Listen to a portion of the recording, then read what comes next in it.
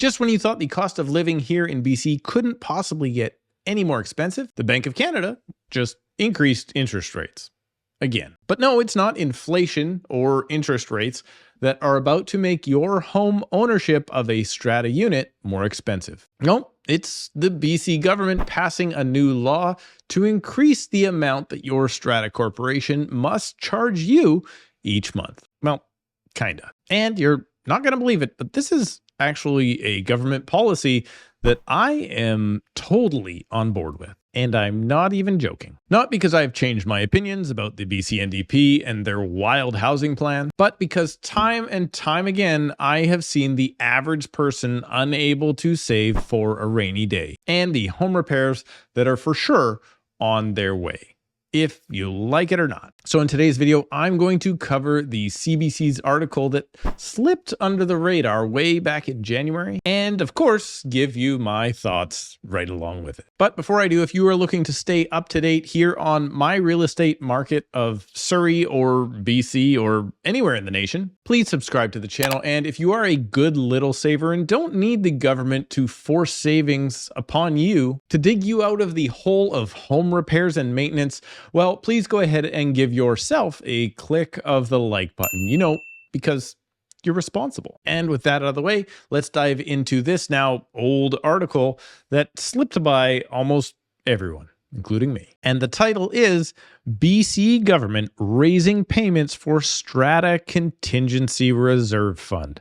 Changes will take effect in November. Now, this article came out actually way back in January. I think it was January 24th.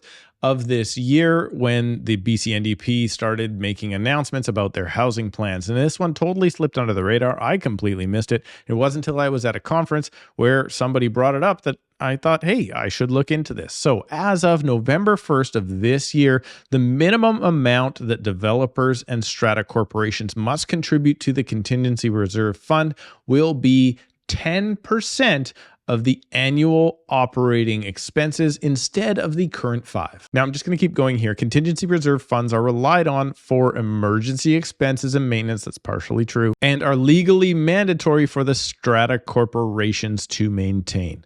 The value of adequate contributions to the contingency fund and a well-implemented depreciation report, well-implemented being the key there, for planning is critical in protecting strata corporations' assets, probably true, reducing the risk of future levies. So yeah, the CRF is a fund that all the owners pay into every single month, or I guess every single year, technically on the yearly budget.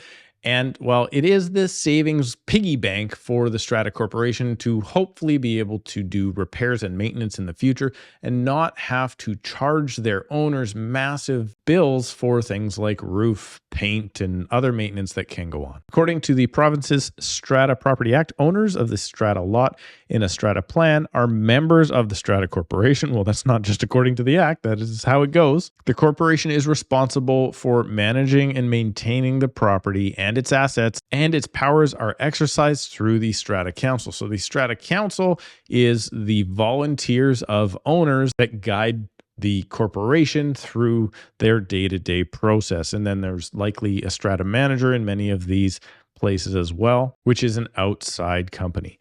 There are approximately 34,000 strata corporations in the province, and according to the Ministry of Housing, Ravi Kalan, most of them will not be impacted. I don't believe that for a second, Ravi. Kalan said a small number of strata corporations are underfunding their contingency reserve funds. I would say most strata corporations are underfunding, putting owners at risk of surprise fee hikes and insurance costs. While the vast majority of strata corporations are already meeting these requirements, I don't believe that to be true, but hey, you're the expert and housing minister. We're assuring that those outliers are taking steps to protect themselves. Then this Alison Barker goes on to say, well, yeah, stratas are already facing lots of pressure because of the inflation, which we all are facing that pressure. But she said it could also improve the value of the buildings because some home buyers look at how much money is in the contingency reserve fund when deciding whether or not to purchase a property. And I believe that to be true, and I've got a solution for this